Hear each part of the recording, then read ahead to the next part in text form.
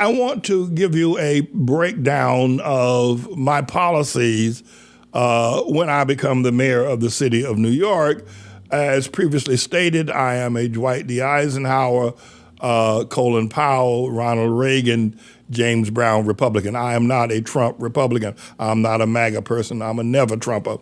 But I want you to know that I'll be the first black Republican to ever become the mayor of the city of New York, and it will be a tectonic shift. It will be an earthquake of political and religious proportions, biblical proportions. When I take the helm, I'll be so different that there will be never anybody that has ever gone down to City Hall and taken the helm of the greatest city on the planet, the greatest economic city, the greatest city of entertainment, the greatest and most noted city on the planet, when I become the leader of that city after serving it as a pastor for 44 years working in the community. But here's what I want to do. I want to set the ghetto free. It's what I want to do, and I've taken that title. It's not mine. I've taken that title from the late, great Pastor John Bottalato. But I want to set the ghetto free, and here's what I want to do in terms of economics. Most of the problems that we have with crime, with homelessness, with undereducation, most of the problems we have with housing and other issues in New York can be traced back to one thing.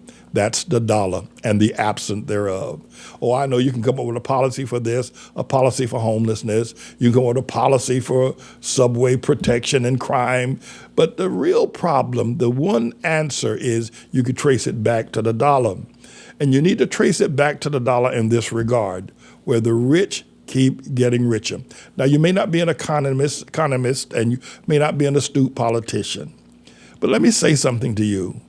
Since the last, 70 years, politicians, or since the death of John Kennedy, I should say, politicians and corporate millionaires and billionaires have worked together to make themselves richer, live in bigger houses, have greater, if you will, bank accounts, and make poor people poor. That has been the status quo. It doesn't matter black, white, red, or chartreuse. That has been what happens. And that's why crime has increased. We didn't have this kind of homelessness years ago under Kennedy.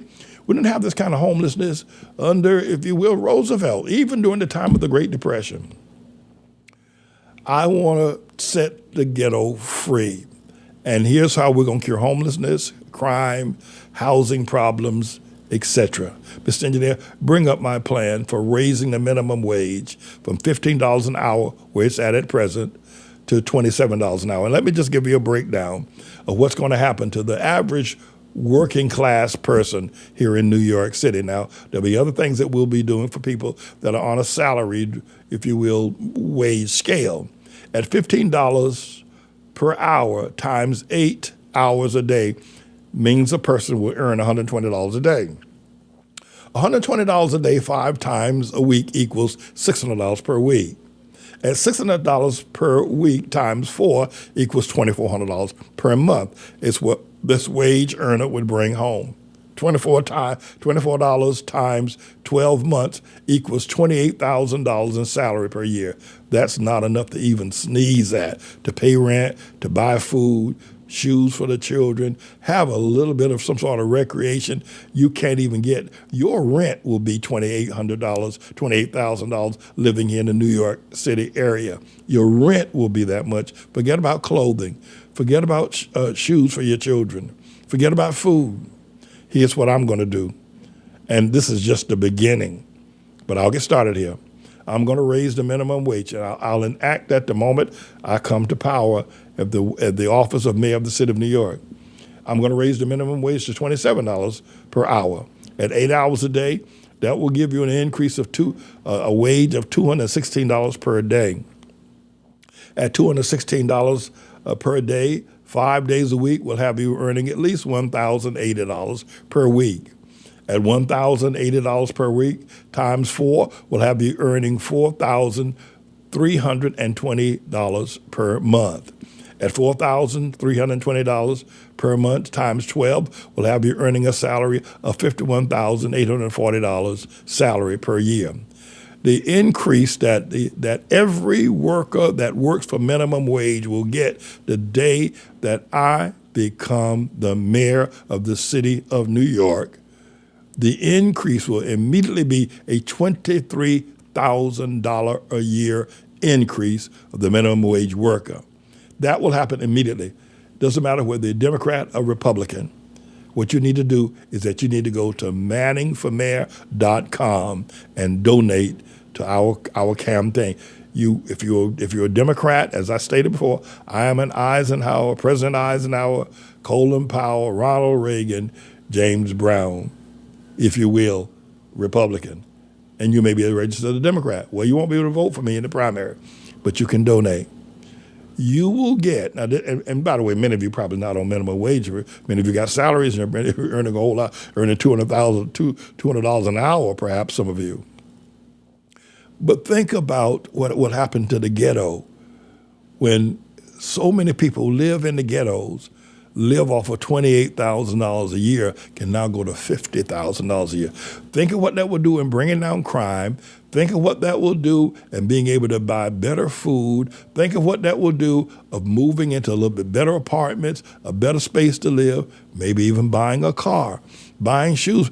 Think of how that would change the ghetto. Let's say, for instance, and I'll do another tally on this, let's say, for instance, in the ghetto of Harlem or Bed-Stuy or Fort Greene, that there are 50,000 people on a minimum wage scale, somewhere thereabouts.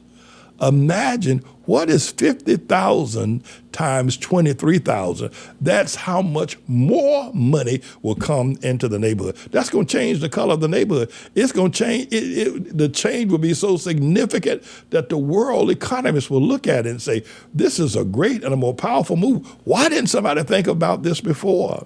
And let me say this to you quickly as I introduced and I first drove up. That the solving of crime and homelessness and some of the sicknesses and other problems in the community goes right back to the dollar. Goes back to the fact that the rich people are robbing poor people and making them sick, therefore infesting crime, creating homelessness, creating issues of social deprivation, creating, if you will, separations of families, creating children growing up without having an understanding of what the world is like, because rich people keep robbing from the poor. Here's what some of the advocates for the rich are going to say. Well, you can't raise the minimum wage. You raise the minimum wage, the price of everything going to have to go up. Every time you hear that voice, oh, you work for the man. Oh, I say, who? You work for the man. That's what the man is going to say. No. When you hear, raise the minimum wage is going to cause prices to go up, and the business is going to have to close. It's, oh, I didn't know you work for the man. Oh, now you done identified yourself, homie. You work for the man. Because by raising the minimum wage, it simply means that the rich is going to take home less money. The rich is going to take less money to their bank, and the poor are going to take more money to their bank. It's time that the rich give up. They're taking their riches and let the poor have some food to eat. Let the poor people have a decent house to live in. The rich going to have to give up. See, the rich people say, we can't do that because they're going to raise the price. No, you just stop taking money.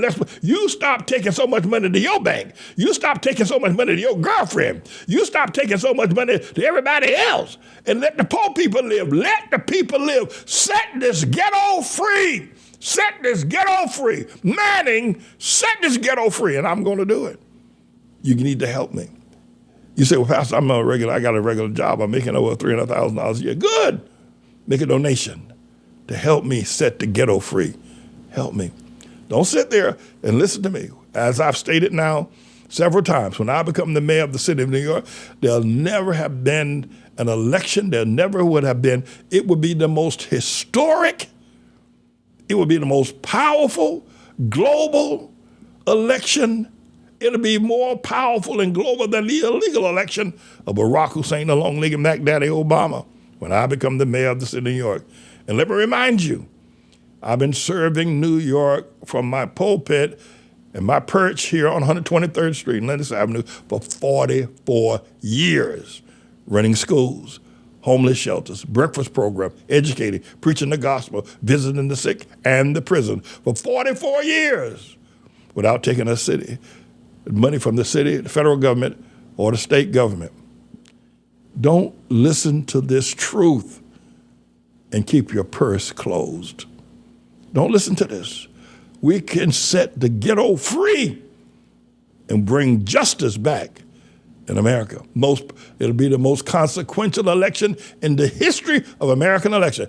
James Manning, a pastor of a church in Harlem, has been made elected mayor of the city. It'll be the most consequential election in the history of American election. You want to be a part of it. Or you can sit there and say, I ain't giving nothing. I ain't giving that money. Oh, begging preacher, beggar, beggar, beggar. I ain't giving them nothing. Okay. But those of you who will, go to manningformayor.com and start donating. Even if you're not a Republican and you can't vote for me in the primary, you can donate for me throughout the process. Do it, and do it now. I will be the next mayor of the city of New York, and you can say, I helped bring about the most consequential power. I helped set the ghetto free. The gentrifiers and all of their wealth and all their money could not change Harlem. But Mayor Manning was able to set that ghetto free. Amen. Peace out.